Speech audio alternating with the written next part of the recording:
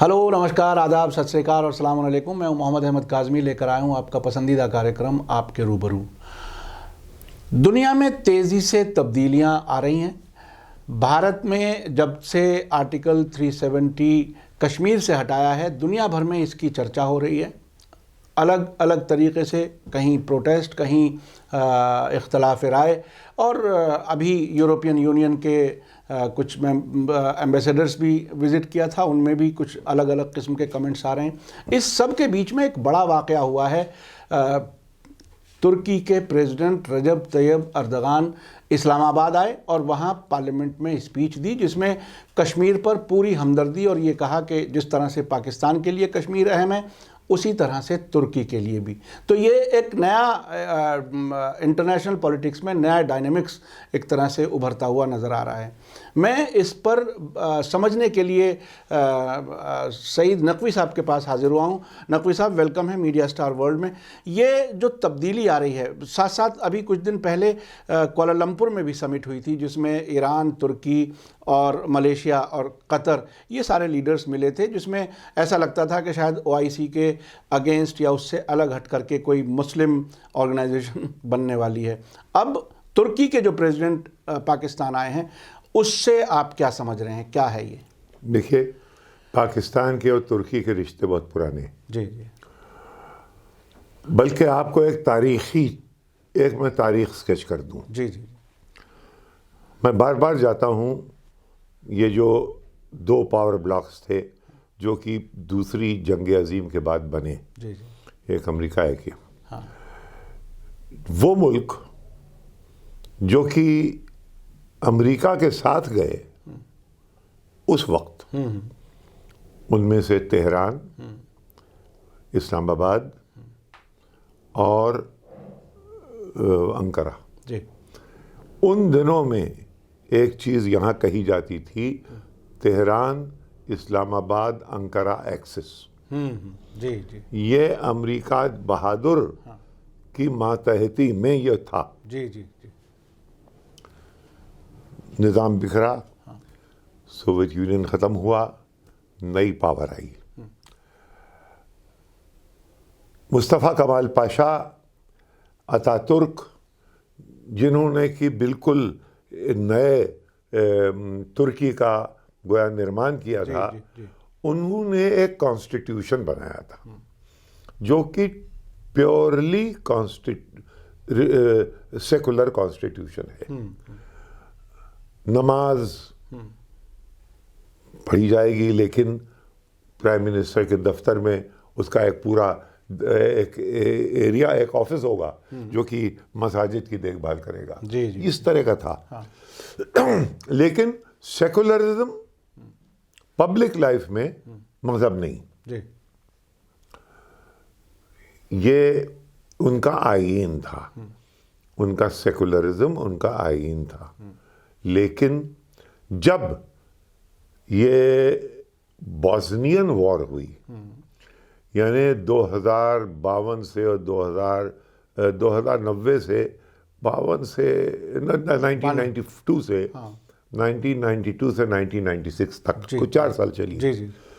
Bosnia Herzegovina सरायेवो जो है, ये सराय से आता है, कारवान सराय, सरायेवो। ये गोया ये सब छावनियाँ थीं ऑटोमन एम्पायर की।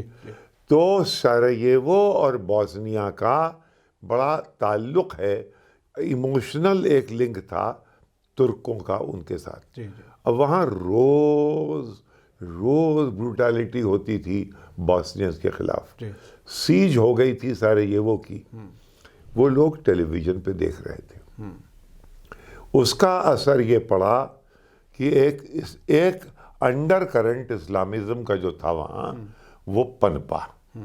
एक साहब थे नकबतीन अरबकान, जी जी जी, वो रफ़ा पार्टी के नाम पे जीत के आए तुर्की में। जब वो जीत के आए तो लोगों ने, कॉन्स्टिट्यूशनल एक्सपर्ट्स ने कहा ये तो मजहबी पार्टी है।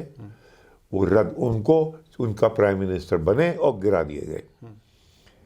तब ان کے 2 انڈر اسٹڈی تھے، ایک تھے اردوغان اور ایک تھے عبداللہ گل۔ جی جی ان دونوں نے یہ طے کیا کہ اب ہم تقیہ میں چلے جائیں گے، یعنی اب ہم اپنے آپ کو مسلم بردرہڈ نہیں کہیں گے بلکہ کچھ اور۔ تو یہ جو ان کی پارٹی ہے جسٹس پارٹی یہ بنی۔ اس میں کیا تھا کہ اندر سے یہ کچھ تھے، اوپر سے یہ سیکولر کانسٹیٹیوشن سے مل گئے۔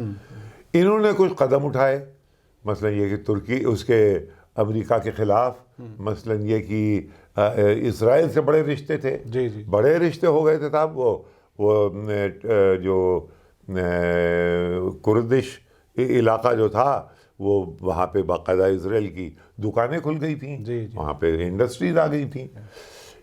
انہوں نے اینٹی اسرائیل، اینٹی امریکن کیسے، جب 2003 میں فوجیں جانے لگیں اور ڈونلڈ رمسفیلڈ نے ان سے کہا عراق کے لیے کہ ہم اپنی فوجیں آپ کے ذریعے آپ کے ٹیریٹریز لے جائیں گے، اس نے کہا دیکھیے پارلیمنٹ طے کرے گی، پارلیمنٹ نے منع کر دیا۔ اس سے ان کی ساکھ بڑھی، وہ مسلم لیڈر کے طور پر ایز اینٹی اسرائیل، اینٹی امریکن، ایک مسلم ملک پہ حملہ ہونے والا تھا اس کے بعد، اور ان کے چاروں طرف ان کی بڑی عزت ہوئی۔ اب سیرین کرائسس آ گئی، سیرین، اچھا جب یہ اس وقت حالت یہ تھی کہ واقعہ یہ ہے کہ یورپ کی اکانومی ایک طرف، ترکی کی اکانومی ایک طرف، اچھا ایک عجیب و غریب لیول پہ یہ اکانومی کو لے گئے تھے۔ نو اینمیٹی وتھ نیبرز، کسی نیبر سے کوئی دشمنی نہیں، لیکن ویسٹ کو ایک چیز کھٹک رہی تھی، وہ یہ کہ اکانومی جو سویلائزیشن، ویسٹرن سویلائزیشن کا مرکز ہے وہ ہے جناب علی گریس۔ گریک زمین پہ پڑا ہوا ہے اور یہ آٹومن ترک اتنا پڑ گیا، تو ان کے سامنے ایک ککڑی لٹکائی گئی کہ دیکھیے آپ ہی ایک ڈیموکریٹ ہیں، دیکھیے کیا ہو رہا ہے سیریا میں، دیکھیے کیا ہو رہا ہے لیبیا میں، یہ پورا ایریا جو ہے یہ آپ اس کے لیڈر ہو سکتے ہیں، یہاں آپ ڈیموکریسی لا سکتے ہیں۔ ان کا تیسرا ٹرم ختم ہو رہا تھا، ان کو ایسا لگا کہ لائف آفٹر ڈیتھ ان کو مل رہی ہے، اور وہ ککڑی یہ چبا گئے۔ یہ جناب انہوں نے جا کے نمازیں پڑھی ٹرپلی کے چوراہے پہ، اور یہ اسد کے خلاف، اور اسی بیچ میں ان کی اور رقابتیں پیدا ہو گئیں ٹیریٹوریل اور کردوں کو لے کے امریکہ سے، اور یہ حالت تھی۔ اس کے بعد جب بالکل یہ اور یہاں سے یہاں جب آنے لگے، تب ان کو اس وقت اس حال میں ان کی سعودی عربیہ سے رقابت پیدا ہو گئی۔ کیوں؟ وہی سیریا کے معاملے میں، سیریا سے ان کا بارڈر تھا، سعودی عربیہ کا بے پناہ پیسہ تھا، القاعدہ کو کھڑا کرنے میں، جماعت النصرہ کو کھڑا کرنے میں سعودی عربیہ بہت پیسہ تھا۔ انہوں نے صاحب ہمارے ترکی بہادر اردوغان صاحب نے کیا کیا کہ اب انہوں نے ایک دوسرا مرکز ڈھونڈنا شروع کیا سعودی سے ہٹ کے۔ اچھا دراصل یہ ہیں مسلم بردرہڈ کے، کیا مطلب ہوا؟ مسلم بردرہڈ تو ایجپٹ میں بہت پاورفل ہے، تو گویا اس سے بھی رشتہ ہو گیا۔ یہ ہیں مسلم بردرہڈ، وہ تو حماس بھی ہے، لیجئے وہاں بھی ایک رشتہ قائم ہو گیا۔ اور جب انہوں نے دیکھا کہ تمام ایشوز کے اوپر یہ جو سعودی ہیں یہ اپنا مسلمان امہ کو امریکہ اور اسرائیل کے ساتھ لے جاتے ہیں، تو انہوں نے بریک کر، وہ بہت انڈیپینڈنٹ آدمی ہے مہاتیر محمد، ہمیشہ سے اس نے ایک کتاب لکھی تھی، اس کے جاپنیز کمپنی تھی جو بڑی کمپنی ہے، ان کی نام بھول رہا ہوں، اس کے ساتھ مل کے مہاتیر نے کتاب لکھی تھی، Japan which can say no to America. تو یہ اس کے اندر ایک انڈیپینڈنس کا جذبہ ہمیشہ سے رہا. اس نے بلڈ کیا ہے اس ملک کو. انہوں نے کہا کہ صاحب ہم لوگ کچھ معاملوں میں الگ سٹینڈ ان سے لیں گے, اور سعودی عرب سے اور اس میں یہ سمٹ ہو گئی, کوالالمپور سمٹ ہو گئی. اس میں یہ معاملہ تھا کہ کشمیر کا معاملہ بھی لایا جائے, اور جب یہ جانے لگے تو ان کو پاؤں سے کھینچ لیا سعودی عربیہ نے, عمران خان کہ بچوں تمہیں اتنے پیسے چاہیے کہ نہیں چاہیے. تو صاحب یہ اس کے گھیرے میں آ گئے, اور یہ انہوں نے اس کے بارے میں کچھ نہیں کیا اس وقت.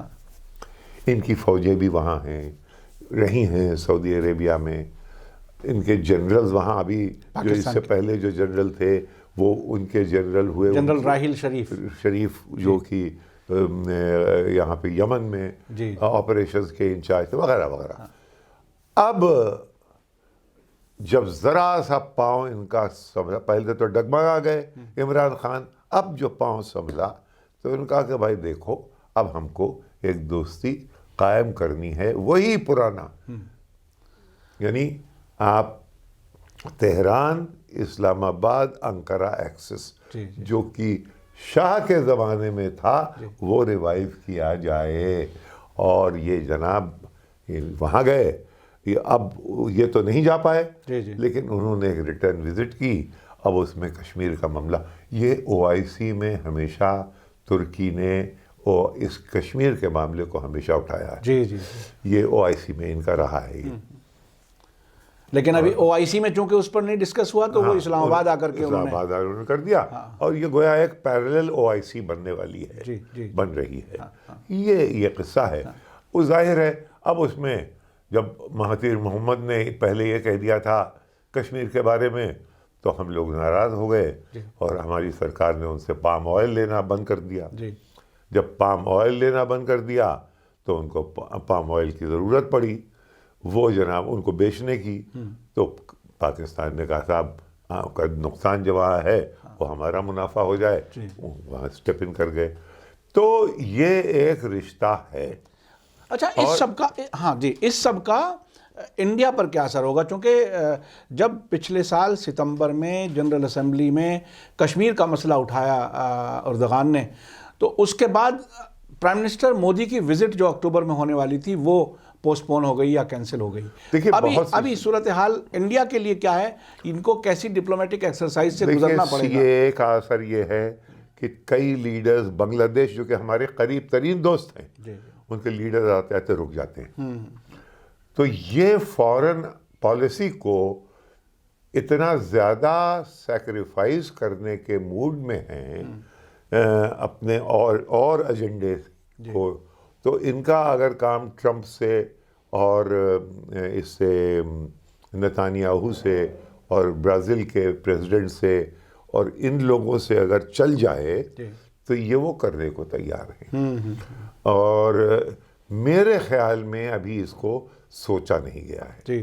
یہ ایک موومنٹس ہیں, مووز ہیں, لیکن یہ کوئی کھیل بن رہا ہے.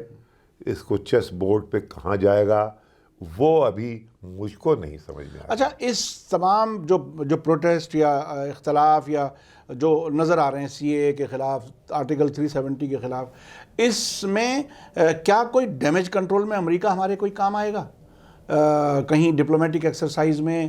اب یہ تو ظاہر ہے کہ وہ اتنے زیادہ دوستی پرسنل اگر ہو گئی ہے, اور یہ ہاؤڈی موڈی ٹیکسس میں ہوگا, اور یہ احمد آباد میں ہوگا, تو اس میں کچھ پرسنل قسم کی باتوں میں یہ اگر انہوں نے کہیں انڈورس کر دیا اوپنلی, تب یہ لوگ بہت خوش ہوں گے. ظاہر یہاں پہ ایک لہر دوڑ جائے گی کہ دیکھیے ہمارا دوست نکلا, اور پھر یہ دعائیں ہوں گی کہ یہ اور جیتے اگلے دفعہ الیکشن نومبر میں. لیکن ابھی یہ کہا نہیں. مجھے یہ کھیل کیا بن رہا ہے اس کا پورا دائرہ میری سمجھ میں ابھی آیا نہیں ہے. تو کشمیر والے معاملے میں ہم مطلب کہاں کھڑے ہیں, اب کہاں کھڑے ہیں؟ جب کشمیر والے معاملے میں 6 مہینے ہو گئے ہیں جی اور زیادہ 6 مہینے ہو 6 مہینے. اب وہاں پہ یعنی کوئی وجہ بتائے بغیر وہاں کا جو IAS لیڈ کا ٹاپر تھا, جو کہ ہم تمغہ بنا کے چلتے تھے کہ دیکھیے یہ کشمیر کا لڑکا ہے, آپ نے اس کو PSA یعنی ایسے لاء میں گرفتار کیا ہے جو کہ غنڈوں کے لیے اور اینٹی نیشنل لوگوں کے لیے ہوتا ہے. تو اب یہ کیا چاہ رہے ہیں مجھے نہیں معلوم. اگر مجھ سے آپ پوچھئے یہ محض کنفیوژن چاہ رہے ہیں. جی اور اس کنفیوژن میں انٹرنیشنل لیول پہ ہمارا کتنا نقصان ہوگا, کیا یہ اگر کنفیوژن نہ ہو تو پھر ان کو ریٹریٹ کرنا پڑے گا. اور کنفیوژن سے فائدہ کیا ہے, ایک ہڑکا لگا رہے گا, لوگ روٹی روزی کی باتیں کم کریں گے اور ان کو ایک زعفرانیت, ایک ہندوتوا کو فروغ دینے کا ایک ایٹماسفیئر ملتا رہے گا. وہ چاہیے. میرے خیال میں وہ زیادہ اہم ہے. یعنی اب سے 10 سال پہلے اگر اروند کیجریوال تلک لگا کے چیف منسٹر بنتے تو ہم نوٹ نہ کرتے. اب یہ ہے کہ دیکھیے یہ اثر تو کم سے کم ہندوتوا کا ہوا. دیکھیے وہ ہمارے صاحبزادے جو راہل گاندھی, وہ انہوں نے جن یگ تو پہن لیا, جھوٹ موٹ, اور چاہے جا کے ماتھا تو ٹیکنے لگے مندروں میں. تو دیکھیے ایک فضا تو بن رہی. یعنی اس کی تو ان کی یہ بھائی یہ ہمیشہ سے ہندو ملک تھا, اس میں تو کوئی شک نہیں ہے, لیکن اس کو اتنا انہوں نے انہانس کر دیا ہے کہ اب اسی لیے میرے خیال میں کوئی سمادھان ہونے والا ہے نہیں کشمیر میں 370 کا. یہ ایسے ایک ہڑکا رہے گا جس کی وجہ سے یہ 2 چیزیں ہوں گی کہ لوگ روٹی نہ مانگیں اور لوگ زعفران کو دیکھتے رہیں. تو چل رہا ہے. یہ بہت ہی اہم بات کہی آپ نے, اور جو انٹرنیشنل پہ جو لیول پر تبدیلیاں ہو رہی ہیں یہ میں سمجھتا ہوں بہت ہی نزدیک سے آپ نے بتایا ہمارے درشکوں کو, اور کشمیر میں جو کچھ ہو رہا ہے وہ بھی آپ پوری طرح سے نظر بنائے ہوئے ہیں جو آپ تک پہنچایا. اسی کے ساتھ مجھے دیجیے اجازت. دھنیہ واد, شکریہ. جے بھارت, جے ہند. میڈیا اسٹار ورلڈ کے اور ویڈیو دیکھنے کے لیے ہمارے چینل کو سبسکرائب کریں اور سیدھے نوٹیفیکیشن پانے کے لیے بیل آئیکن دبائیں. اور اگر ہماری خبر سچی اور اچھی لگے تو اپنے واٹس ایپ, انسٹاگرام, فیس بک اور ٹویٹر اکاؤنٹ پر ضرور شیئر کریں.